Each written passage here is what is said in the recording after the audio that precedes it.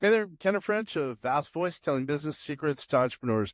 We're very, very happy you stopped by. Either you're going to watch this or listen to this because you want to take your business to the next level. You're probably an entrepreneur who's either just starting out or you've been around for quite a while and you want to take your business to the next level. You're probably a real estate investor, maybe even a real estate agent, maybe a professional or of some sort, professional advisor of some sort. And well, you are stopping by because you need some valuable advice from one of the top industry leaders there is.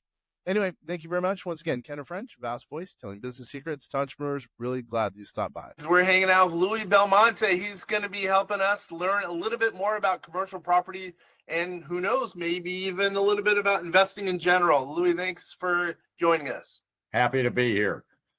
I like it. You know, you're not coming to sell anything. You're just coming to add value. And we really do appreciate that here at vastsolutionsgroup.com. You've entered really what we call Vast Voices, telling business secrets to entrepreneurs. And I think a lot of people out there are going to learn some information from you because you've been doing commercial property stuff for a while. Since the earth cooled.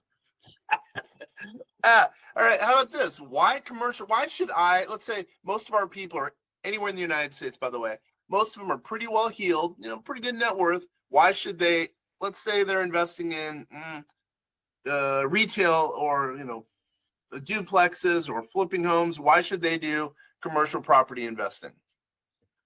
Number one, diversification. You ought to always have diversification in any investment strategy, both geographically, product type, whatever. So assuming you have the aptitude for it and the nerves for it, and if you're already doing residential, then you understand about collecting rent and unplugging toilets. There's no reason not to do a little retail, a little industrial, especially small unit industrial. Right now, you can buy office buildings for 15, 20 cents on the dollar. If you've got nerves of steel and you're prepared to hang on for a while, you can make good money doing that. So assuming that you're willing to reach out a little bit, there's nothing the matter with commercial real estate at all. And especially, there's not that much sophisticated competition in deals $5 million and under. If you get above that, the big dogs are there and you're competing against people who are writing checks with other people's money, which I try and avoid like the plague. But if you stay with smaller deals, there's money to be made. All right. I'm going to play devil's advocate. As a reminder, again, all our people are pretty well heeled. Usually they're entrepreneurs, real estate investors, and again, anywhere in the United States, and they're going to be watching and listening to this. So, why commercial properties now, though, versus, 10 or 15 years ago? Who knows? Aren't people moving, into the suburbs and, moving to whatever, Puerto Rico, away from downtown centers where a lot of the, commercial properties would be, Well, that is overblown in terms of the actual stats. In San Francisco, the population is actually growing again. We lost a lot during COVID, but it's coming back. So, and a lot of the people that have come across the southern border are going to end up in cities. So, New York has theoretically been dying for the entire time I've been in the business, but hadn't quite happened yet. So, urban areas are urban areas. The other thing, and I'll tell you a quick story that I tell you why I think urban is here to stay. Okay. Years ago, I was on a consulting team talking to a biotech company in Emeryville, California, one of the big players in the business. And I'm talking to the CEO, who's got at least 20 IQ points on me and a PhD in something I can't pronounce. And he has made a really stupid real estate investment, in my view. He has bought an option on a piece of land on the island of Alameda, which is just off Oakland. And I said, why'd you spend all that money to buy an option on that crappy piece of ground that's owned by a developer who's a sleazebag and can't finance the infrastructure and it's hard to get to?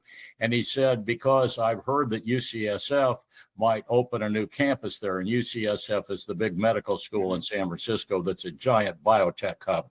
And I said, well, that's a possibility. The fools in the Soviet Socialist Republic of San Francisco are doing everything possible to prevent UCSF from expanding. And that's one of the places they're rumored they might be going. And so I said, that's not irrational from that perspective. But, why do you need to be next to UCSF? Do you share scientists? Do you share equipment? Are you working on projects together?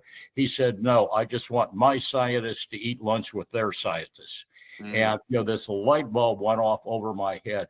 Why tech conglomerates happen, why people come to Silicon Valley, why people come from India and Taiwan, and it's because they need to be in the same room with other people who are doing the same kind of thing.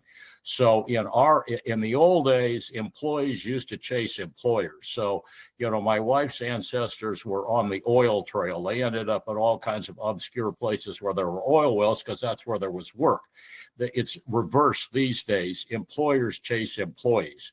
So young, hip people want to live in urban areas and go to those nightclubs and listen to those concerts and hang out with people like themselves. So the employers are chasing them, and they got to get people who together in the same room having lunch together to swap ideas. So that's what makes urban stuff go, and I don't think it will go away. And it's harder to do that in the suburbs than it is in an urban area. So I don't think urban ends. And right now, as an example, I was offered a chance to invest in an office building. I mean, the economics were incredible. And these buddies of mine were buying this thing for literally 20 cents on the dollar of replacement. And I said, guys, this is one of the greatest deals I've ever seen. But at my age, I don't even buy green bananas. And it's a 7-year turnaround. So, this is not my deal demographically, but you guys are going to slice a fat hog. You're going to buy it for $150 a foot, spend 50 or 100 to get it released and re-tenanted. And put new TIs in and sell it for $1,000 a foot 5 years from now. You're a slice of fat hog. So, there's opportunity there if you want to take it. Yeah, boy, Belmonte is funny. All right, let's talk about some rehab. I love your ideas so far, by the way. Plus, your humor is funny. So let's just say I'm looking at a building. I don't know. Let's say it's a $10 million commercial property. Yeah. Any type of building. What are some of the things I should think about when buying that building or making that offer? I know it's a hard question, but I'm going to throw you a hard one. Well, number one, do as much due diligence and destructive testing as possible. Get structural engineers, building inspectors, contractors, property managers, and brokers, and get all of the advice you can about everything that's wrong with it. That's number one. Number two, add 20 or 30%, because once you start to open stuff up, it's never the alligator you're watching that bites you in the ass. So there's something else in the swamp there. So you need to be sure you got an adequate budget to do the rehab. The second thing is never be an artiste. People go in and they think, they got the architect in tow and the designer in tow, and they think they're going to create a masterpiece when they do a rehab. Get over that and figure out what your target constituency is. And one of the first deals I did, a buddy of mine and I bought a house it had been rented for a while, and we bought it out of an estate, and we bought it really right and tight, great price. And we decided that we would go in and turn it into a thing of beauty. And we spent a year refinishing the floors, rehabbing all the windows, putting in a new kitchen, adding a bathroom, and we went to sell it, and we were several $1,000s above the going rate. And it's a cookie cutter neighborhood. Nobody was going to pay us extra money for a house that looked like every other house on the block. We got slaughtered. And if we'd gone in and done some paint, carpet, and turned around and sold it, we'd have made good money, but our egos got in the way. So you got to be sure to get your ego out of it. And then the other thing is be sure that you can endure. You go in, you do your rehab, and the market is different when you finish than when you started. You got to be able to hang on and not be forced to sell. The other problem we got a 2-year carryback from the estate, and we had no idea how to refinance anything. So we're up against it. We had to sell and take a bath. So we had no exit strategy, and we hadn't assessed the exit market properly. So keep your ego out of it. And then when you're doing your rehab, figure out what your target constituency is and work your rehab to the constituency, not your own taste. It really is true that, kind of dovetailing that or augmenting that, you really make your money when you buy. I mean, it really is true with respect Well, to real estate. you make your money when you buy. You make your money. You make your money saving on your rehab. You're doing Correct. appropriate rehab, and you make your money on timing. So the guy I used to work for, Hamid Moghadam, who's the chairman and CEO of Prologis, the biggest REIT in the world, his motto is big money in real estate is made by those who have cash when nobody else does. Yeah.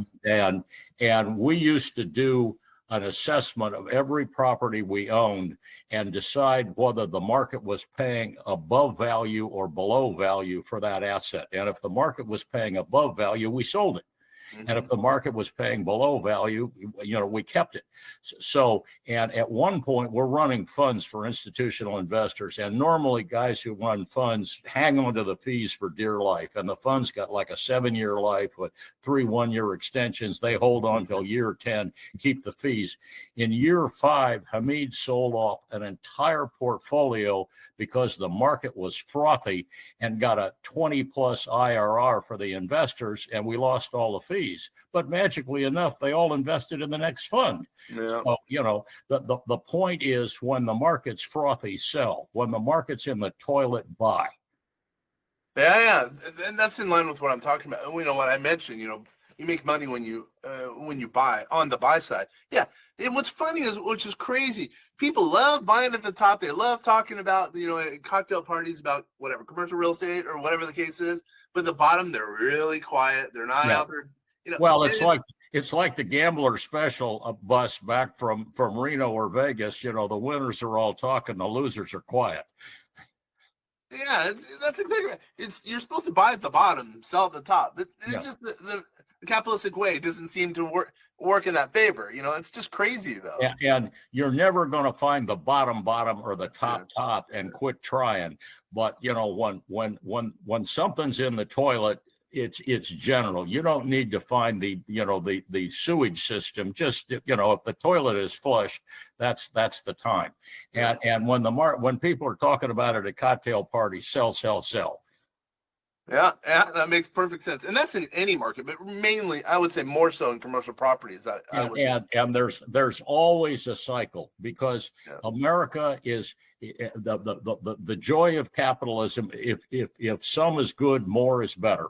Developers will overbuild anything, and the lenders are always 3 days late and $2 short. They're making loans on deals that worked yesterday and the day before.